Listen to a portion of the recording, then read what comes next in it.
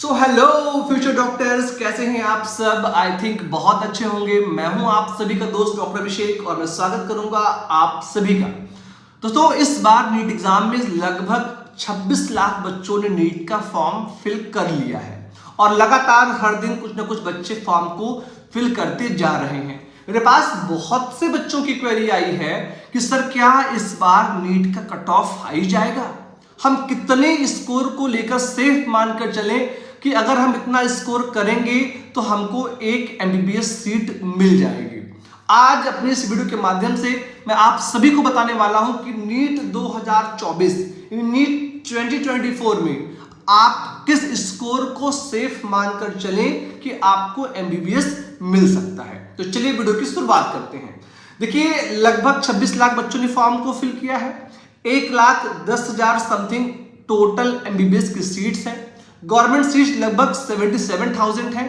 तो no doubt competition तो बहुत ज्यादा है, लेकिन यहां पर आपको बिल्कुल भी निराश उदास नहीं होना है। क्यों? क्योंकि एक चीज समझ लीजिए कि अगर आपका जन्म इस दुनिया में हुआ है तो आपको फाइट तो करना ही पड़ेगा।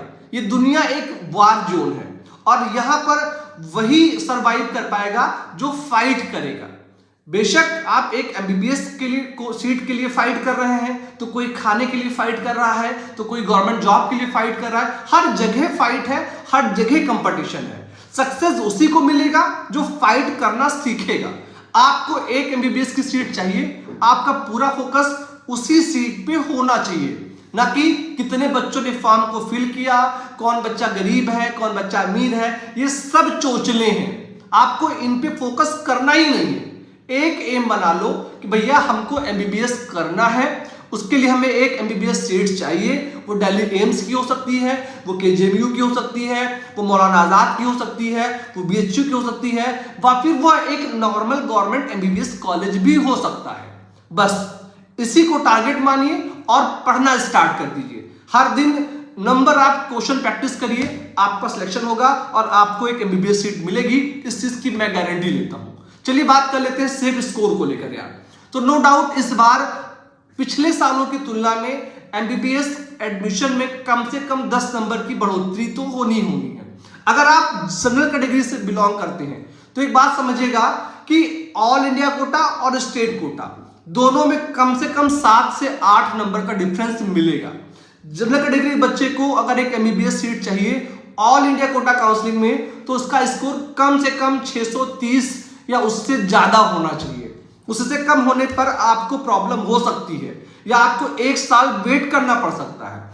और अगर आप चाहते हैं कि आपको स्टेट कोटा में रिजर्वेशन मिले, आप स्टेट कोटा में एमबीबीएस लें, तो वहां पर भी आपके नंबर कम से कम 625 होने ही चाहिए।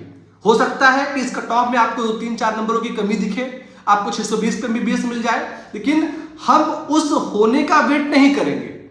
नीट एग्जाम में आप अगर देखें पिछले 4-5 सालों से तो बहुत ब्रिलियंट बच्चे आ रहे हैं, सबकी आईक्यू लेवल बहुत अच्छी है। अब बच्चे 720 में 720 स्कोर कर रहे हैं और 1-2 बच्चे नहीं कर रहे।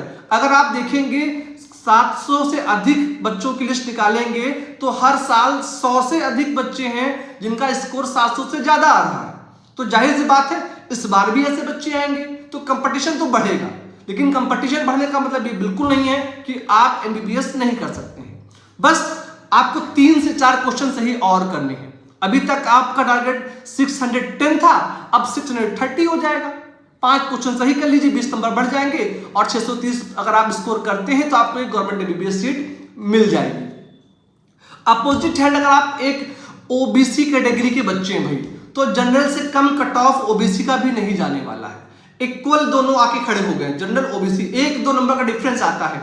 ओबीसी कैटेगरी में इतना ज्यादा बच्चे अप्लाई करने लगे हैं कि कंपटीशन बहुत डिफिकल्ट है। अगर आप एक ओबीसी कैटेगरी से बच्चे हैं और आप चाहते हैं कि आपको भी ऑल इंडिया कोटा में एमबीबीएस सीट मिले, तो आपका भी टारगेट कम से कम वो 630 से ज्यादा नंबर हो। 630 आ जाए, 35 आ जाए, 40 आ जाए, 50 आ जाए, दैट्स वेरी गुड।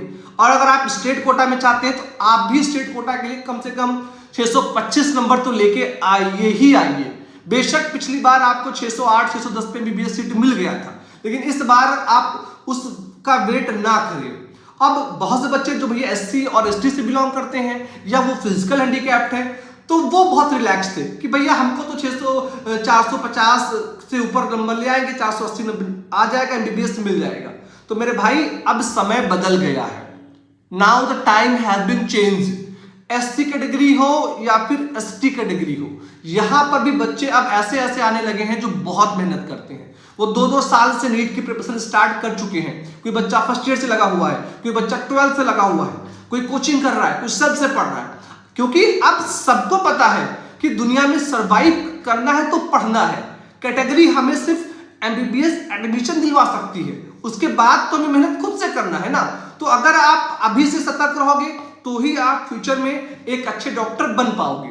अगर आप एससी और एसटी कैटेगरी से हैं तो भाई आपका टारगेट 500 से अधिक होना चाहिए, तभी आपको एमबीबीएस मिलने वाला है। अब आप गलतफहमी से बाहर निकल आइए कि 450, 430, 440 पे एमबीबीएस मिल जाएगा। नो डाउट आपको स्टेट कोटा में 480 पे मिल सकता है, लेकिन हम चाहते हैं कि आप अपना बेस्ट देना सीखो। आप एक बार स्कोर करो, क्या पता आपको दिल्ली एम्स मिल जाए, आपके नंबर 670, 680 आ जाए। तो अगर दिल्ली एम्स मिल जाता है तो फिर क्यों आप 480 चक्कर में पड़े हुए हो। कम से कम 500 प्लस टारगेट कर आप सभी प्रिपरेशन करें। और यहीं पर कुछ बच्चे आते हैं जो फिजिकल हैंडीकैप डिग्री में आते हैं, वो तो बहुत खुश होते हैं कि सर हमको तो 200-250 पे मिल जाता है। तो मेरे दोस्त 250 वाले दिन जा रहे हैं। अब हर बच्चा मेहनत करने लगा है, वो किसी भी कैटेगरी से बिलोंग करे। अभी तक क्या था कि जो बच्चे फिजिकल हैंडीकैप्ड होते थे उनको पता नहीं था कि एमबीबीएस में भी कुछ रिजर्वेशन मिलता है, या वो पढ़ते नहीं थे। लेकिन अब ऐसे बच्चे भी पढ़ने लगे हैं, और जो पढ़ेगा वह फाइट करेगा। तो इस बार पॉसिबिलिटी ये भी है कि फिजिकल हैंडीकैप कैटेगरी के बच्चों को भी अच्छी फाइट मिले। एक बार ये क्लियर हो जाए कि कितने बच्चे हैं जो एससी कैटेगरी में हैं, जो एसटी कैटेगरी में हैं, या जो फिजिकल हैंडीकैप ने फॉर्म को फिल किया है, तो उस कंडीशन में हम बेहतर बता सकते हैं कि कट ऑफ क्या रह सकती है। लेकिन मैंने आपको संभावित नंबर्स दे दिए हैं, आप इन्हीं नंबर्स को टारगेट मानकर पढ़ाई स्टार्ट कर दें। अगर आप 2024 में एमबीबीएस एडमिशन लेना चाहते हैं, आप चाहते हैं कि आपको एक वाइट एप्रन मिले और एक स्टेथोस्कोप मिले, तो मेहनत आज से डबल कर दीजिए। इस वीडियो को देखने के लिए आप सभी फ्यूचर डॉक्टर्स, सभी पेरेंट्स का बहुत बहुत धन्यवाद। Thank you so much. जय हिंद।